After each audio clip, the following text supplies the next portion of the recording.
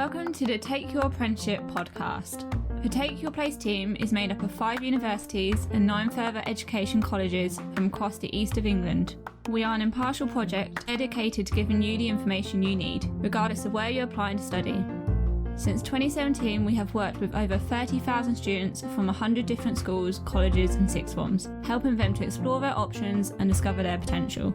Now we hope to help you too.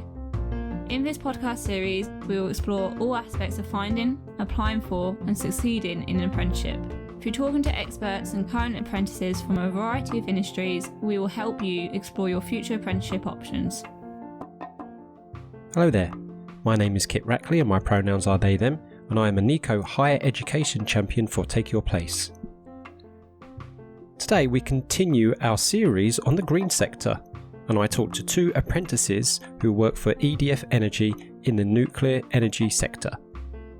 We talk about how they first became interested in apprenticeships, what their route was from high school, the type of work experiences that they got before applying for their apprenticeship, what a typical week is like and what kind of support that they got, some highlights of their apprenticeship, and why, in light of the recent IPCC Climate Report, do they think apprenticeships like theirs are important. Let's have a listen.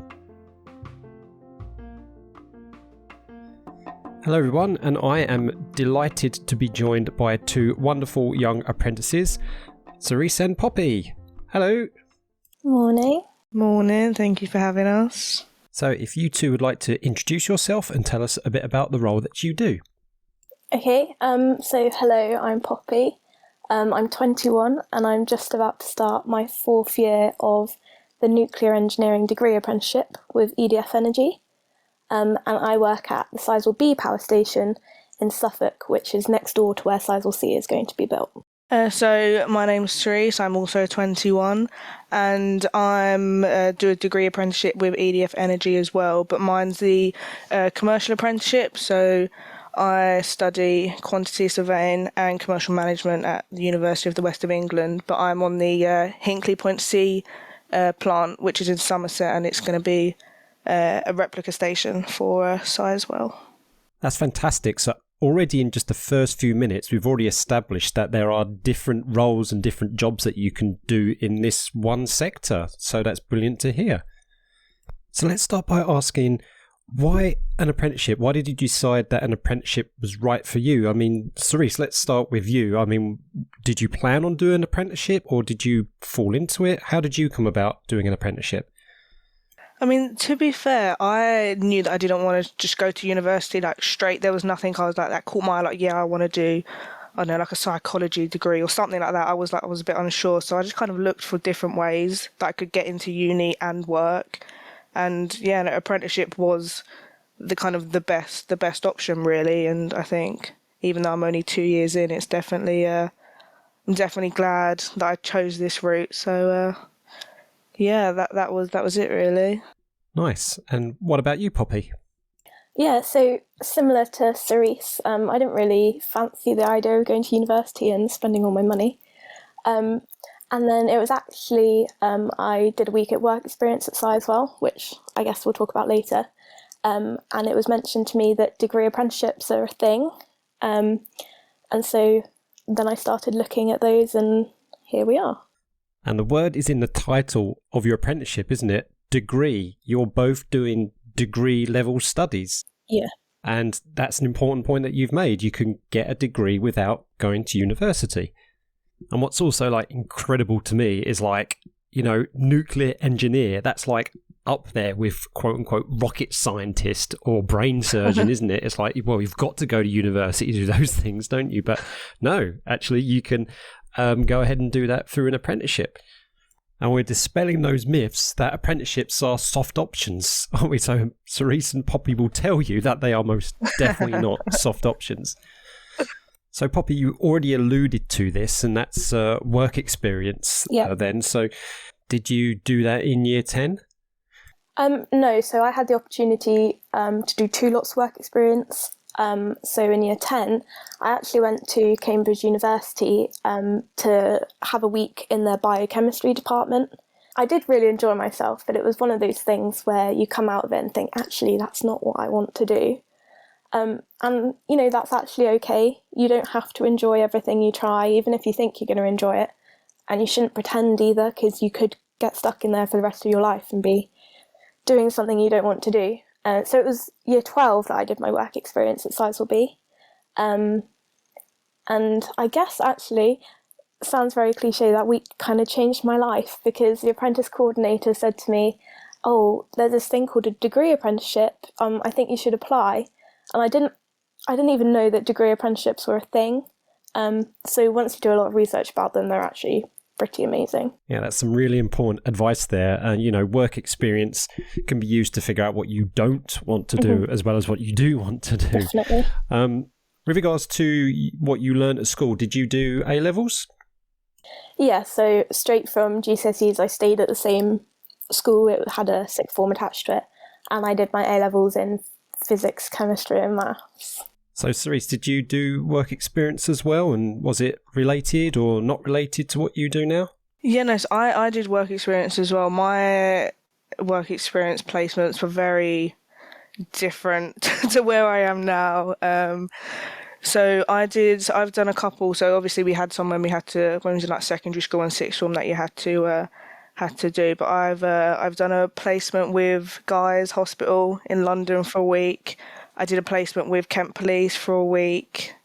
And then I also did one with my, this was kind of when I knew a bit more about what I wanted to do, but I did one with my local council as well. So they're all very different. Like when you just think, oh, she did it at a hospital, oh, she must want to do medicine. I was like, yeah, my mind changed. But I definitely, I was talking to a few people, you definitely realise that even though they're all very different, they're all still large organisations. So you still get to see how they work, even though it's not like what I'm in now. And was A-levels the path for you too? Yeah, so I did A-levels. So I did maths, chemistry and psychology A-levels at a school in Kent, where I'm originally from. And then I went through the whole process of applying for apprenticeships, but I didn't get my first choice. So that was a bit all spanner in the works. So I took a year and I did a business diploma as well. So that kind of narrowed it down a bit more. And then I just went through the process again of applying for apprenticeships. Because I thought there's no point wasting that year doing nothing. So broadened the qualifications and then, applied again and here I am. That's a really interesting perspective. And one thing I realised when I took this rollover is how competitive apprenticeships are, especially degree apprenticeships. And of course, on top of that, you're effectively entering the job market. So it's a massively competitive process. And of course, there's going to be probably more times than not, then you might not be successful in getting an interview or getting the job, getting the apprenticeship. So question then for you, Cerise, while we're on that topic of discussion is how did you deal with that? How did you not give up? What advice would you give to young people right now who are experiencing the challenges of trying to find that place in an apprenticeship? It's going to be as cliche as it might sound, but it's just honestly, it's the truth though. Just don't give up on it because you got there the first time around, so you're obviously capable of doing it. And it was just this one opportunity didn't work out, but that doesn't mean that there aren't loads more that if you just continue to push yourself that you're not going to get. Because there's nothing really stopping you from applying to loads, and you never know, you might just get 2 at the end, but at least you've got those 2 and you can make the decision on what you want to do. So yeah, just don't give up, keep pushing. I know that's cliche, everyone probably says it to you, teachers say it to you, but it is the truth though. It is ultimately it is you that's applying, and yeah, you just got to do what's best for you at the end of the day. Yeah, that's fantastic advice, Cerise. And I used to say as a high school teacher, look, if one door closes, then there's another one open somewhere. It might just be round the corner or down the corridor. You just got to keep going, keep walking until you find it. No, definitely. So you both have different circumstances. So Cerise, you were originally from Kent and now you've moved to Bristol to do your apprenticeship at Hinkley Point C. But Poppy, you stayed here in Suffolk to do your apprenticeship with Sizewell B. So Poppy, let's start with you then. So staying local, was that what you wanted? Was that you intended? Did you want to stay local, or did it just happen that way that you ended up doing an apprenticeship close to home? For me, it wasn't really a planned thing to stay at home. So when I applied for my degree apprenticeships, I applied for loads all over the country. And it just so happens that I chose this one because it was at home when I got my offers through. Saying that though, I did have to go away for a year, and I still have to go part-time to Somerset to study. And I did find that really, really difficult, and I definitely do prefer staying at home. And was that the same for you, Cerise? Was ideally you would want to have stayed close to home in Kent, or actually was going away to Bristol or somewhere else actually part of the plan? Was it something that was a draw for you? I mean, to be fair, similar to Poppy. So when I was applying, I kind of applied all over. So like for example, I would apply to ones in London so I could just commute. But then applying to Bristol, I mean, to be fair, looking back on it, I definitely don't regret applying for ones that weren't at home, because I have enjoyed living in Bristol and moving away. But don't get me wrong, initially it was scary. I'm like, oh no, I'm moving by myself. Like, what do I do? Because it's my first time like moving out as well. But once you kind of get into a routine, you get into the swing of things, it's honestly, I don't think I would change anything. I enjoy being in Bristol. So Poppy, you said you had been to Bristol then. So have you met Cerise? Or? No, we haven't. Oh. Cerise and I actually only met a few weeks ago via Teams. So, But I suppose when you went to Somerset to kind of do your training aspects, then you got to meet other apprentices from all around the country. yeah, exactly. So EDF have more than one station from Kent to Scotland. And so it's very nice to meet people from different places, and you have that kind of connection between people as well at different stations. So that's really nice. So Cerise, with regards to moving away from home and getting accommodation, I know most apprenticeships, don't support things like that. Some may give grants, some may give accommodation if you're lucky. What was your situation when you had to move away to Bristol? I mean, was there any support with regards to accommodation, or was it a case of, well, you've got a job, we're paying you, you'll need to find somewhere to rent? Yeah, I mean, obviously I wasn't the only one that moved away. So especially from like my cohort, there were probably about half of us, maybe less than half, that ended up moving to be closer. But so obviously the question got raised about, because obviously we're all new to Bristol, like, what do we do? So they did kind of put together like a little Q&A session with other apprentices that have moved to the area, of like kind of best areas to move to, what to look out for. Like, if this was all before we started, kind of the summer leading up to it. So they put support up in that aspect, and there's also like the campuses that we can stay at if that was needed. Okay.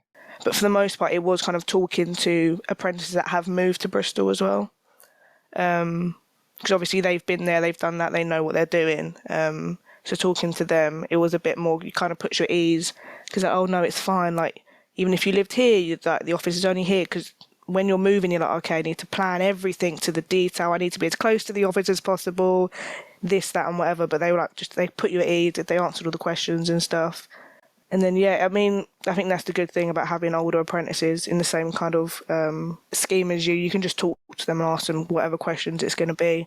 But yeah, then it was just a case of going and kind of looking at houses, finding somewhere to stay. Okay, that's interesting. That's actually something that's similar between a degree apprenticeship and, say, second and third year plus university students. They have to go and find accommodation themselves after they may have been guaranteed accommodation for their first year. And then they have to go and see if they can find private rented accommodation or something, usually share with mates on their course or other people. So I guess it sounds like a similar process. Yeah, pretty much. So Poppy, I wonder if it was different for you, since you were only really going to Somerset for your training / learning part of the course. And just to remind everybody that an apprenticeship has this 80-20 split, where 80% of the time you're working, you're doing your job, and then 20% of the time you're learning. Now, some apprenticeships will be that as 1 day a week, that's 20%. Some may do it as a block, as no doubt Poppy is about to tell us, who also has done it in a block. So Poppy, when you went to Somerset to do your kind of block placement for learning for your training side of things, did they give you accommodation, since that was your study bit? Yeah, so my first year was full-time residential. So I went down there and stayed on a campus, which everything was paid for. So my accommodation was paid for, the travel was paid for, food, probably others that I've forgotten, but it was great. I didn't have to spend any money in my first year. So my first year was fully residential and I was put up. And then in my second and third year, I went for 5 weeks at a time. And during that time, I stayed at the same campus and the same principals applied. So I imagine then that all the other times when you're actually working at Sizewell B, you got to find your own place. You got to pay your own bills. You got to pay your own rent. Yeah. But I imagine, well, you're still in your local area. So are you still living with your parents? Yeah, I still live at home, Okay. but it's fine. My parents say that I can save more money for my own house, so... They really just want you to hang around. Yeah, I guess. Someone has to wash the dishes. Yeah. Oh, bless.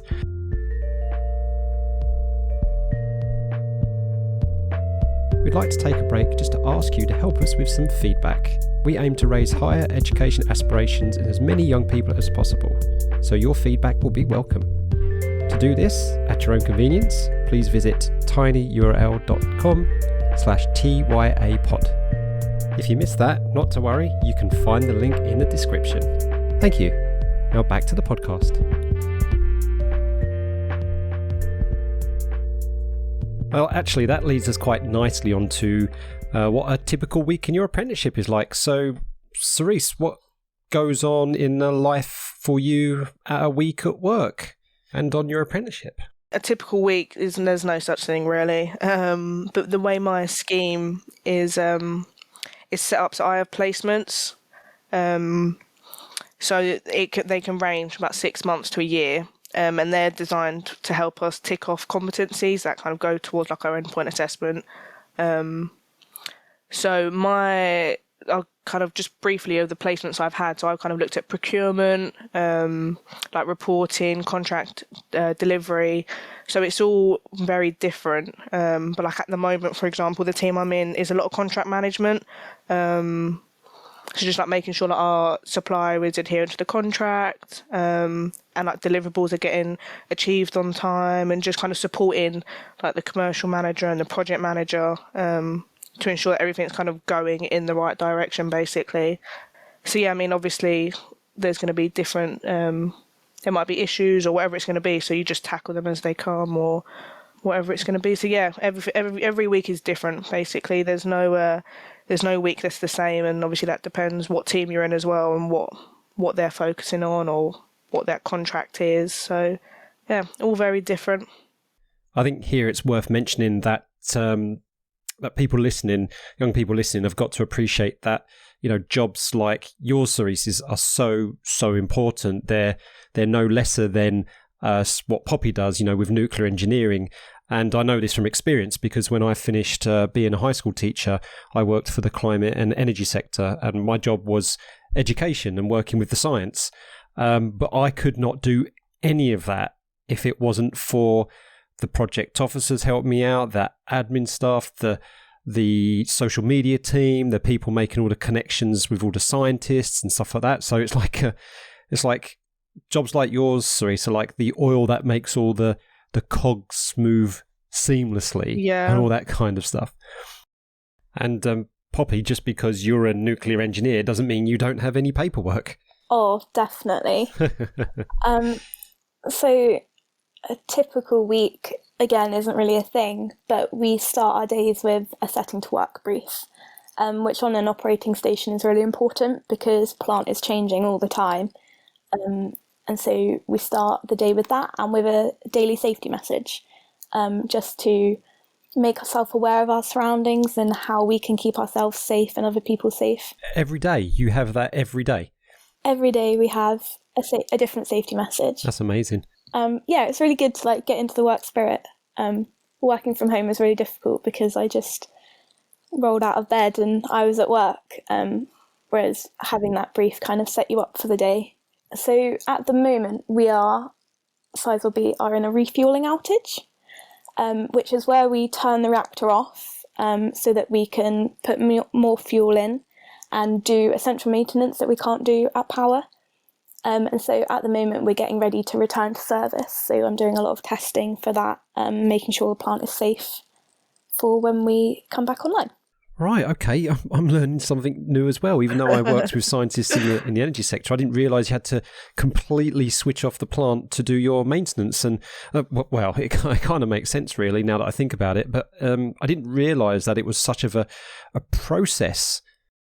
And, of course, plants like Sizewell B and Hinkley Point C, etc., they all feed into the national grid for the entire country.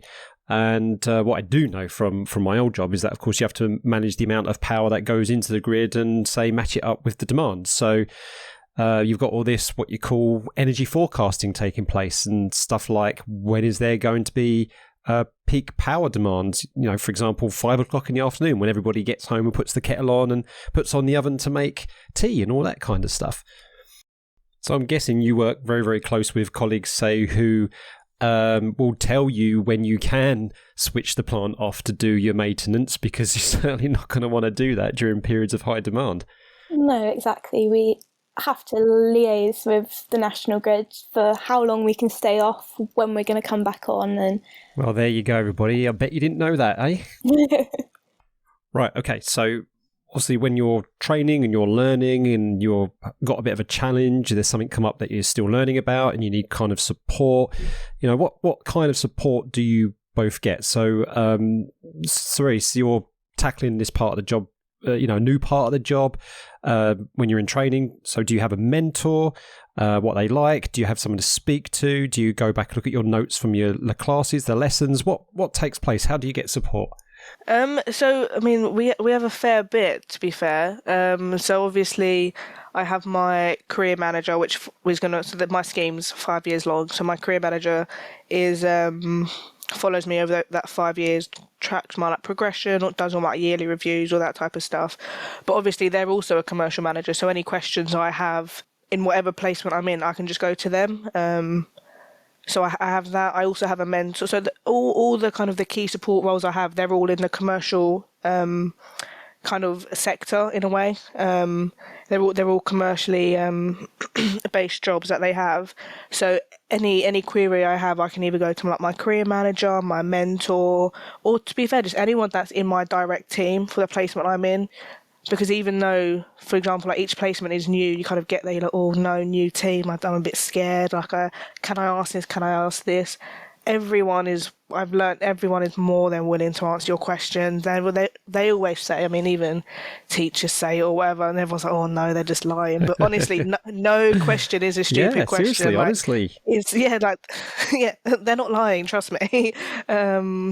But then I sometimes feel like, oh no, I'm asking too many questions. And everyone's like, no, good, ask questions. It shows that you're engaged and that you want to learn. So it's literally just my day-to-day team, my career manager or my mentor. I can ask any one of them if it's work related. So yeah, I mean, you could literally just go up to anyone in the office and just ask them a question. And they wouldn't look at you like, I don't know you. They'll be like, yeah, sure, sit down. Let's go through this together. Just like any other job, really. Exactly. So, Poppy, what about you? What kind of support do you get? Yeah, exactly the same. In this industry, everybody is so friendly, and there's a culture where people aren't afraid to ask, and people aren't afraid to give either. So I have my mentor, my line manager, my whole team. They were really lovely. And then on the apprenticeship side, I don't really know what kind of title he has, but I have reviews with him, which I think are 8 weekly, and that's just checking up on me, how I'm doing, if I'm struggling with anything. And then also all the tutors at the uni are really, really nice as well. Cool, right. Okay, 2 last questions to ask you. They're really kind of more introspective, kind of personalish questions. Poppy, we'll start with you. Have you got a particular highlight of your apprenticeship, one day where you went home and you was like, oh, this was an amazing day, or something you would never even think you would get to experience? Okay, yeah, the industry is so niche, so everything is really unique, but there are 2 moments that stand out when you say that to me.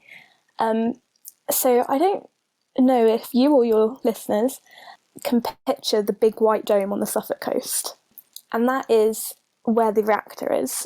and during an outage, you can actually go inside the dome and see the reactor. Wow. And when I first saw it, I was like, is that it? And it's not as big as everyone thinks it is. It's only a few meters, well, I say a few meters, like 14 meters tall. But I was like, that's the reactor, and it's producing all this energy. So that was a pretty special moment. And then I've also had placement with the operations staff in the control room. And whilst I was there, we did some projects which are actually classified. So I can't actually tell you, but that was really fun for me. So I enjoyed seeing that, and it was nice to see how other departments in the station work. Oh, wow, awesome. Well, I don't think it's going to be a surprise to anybody that there are some classified elements of a nuclear power station.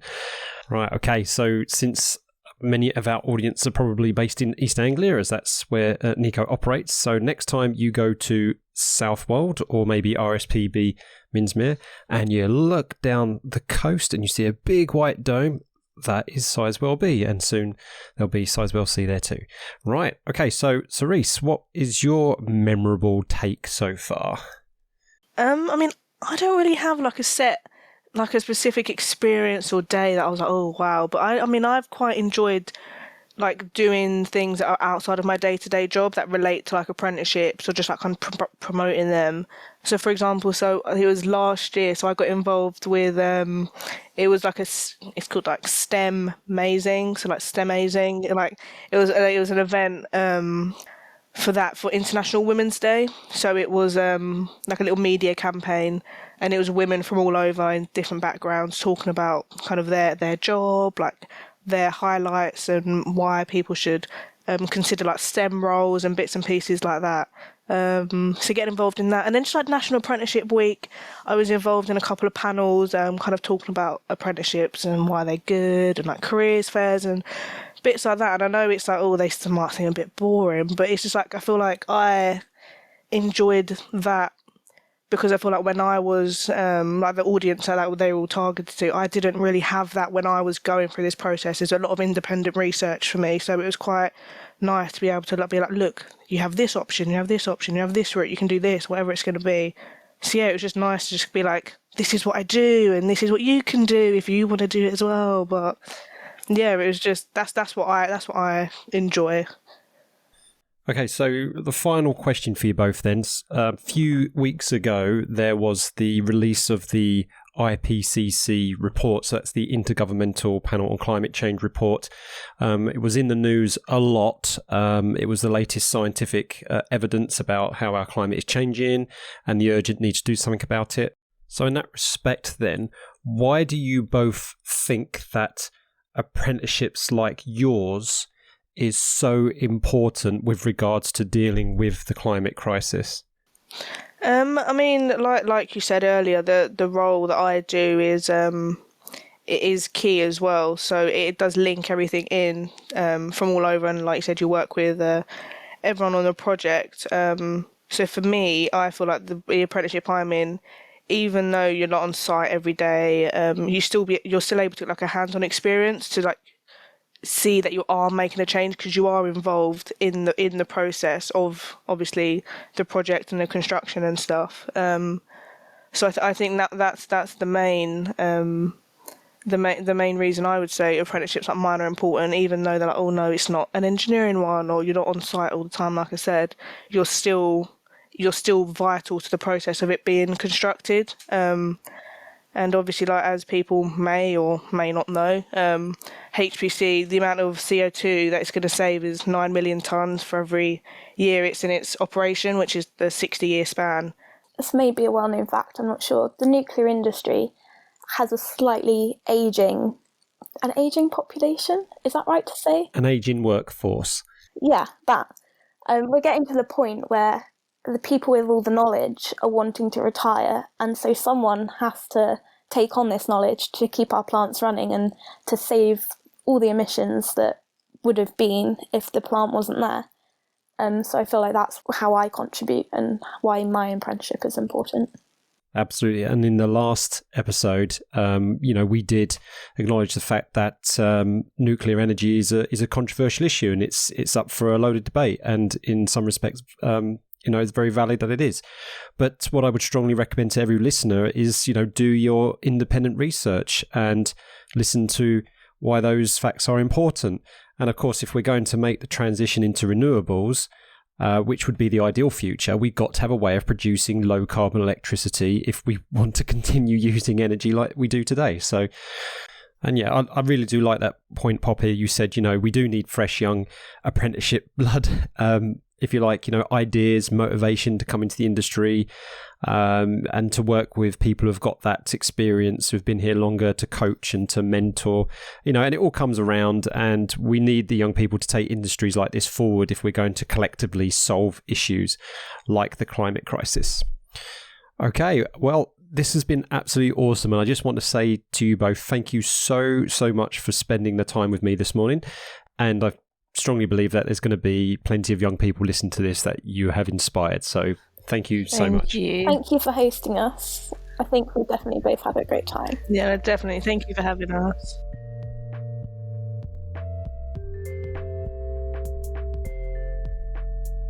Thank you for listening, and don't forget to subscribe to our future podcasts at soundcloud.com/takeyourplace or on your favourite podcasting app. You can also find us on Instagram, where we are at takeyourplace_HE, on Twitter at takeyourplaceHE, and on Facebook at facebook.com/takeyourplaceHE/. You can also email us with any questions, requests, or just let us know what you think on info@takeyourplace.ac.uk. We very much welcome your feedback on this podcast episode. This will also help us to raise higher education aspirations in as many young people as possible. To do this, please visit tinyurl.com/TYA-pod. That's tinyurl.com/TYA-pod.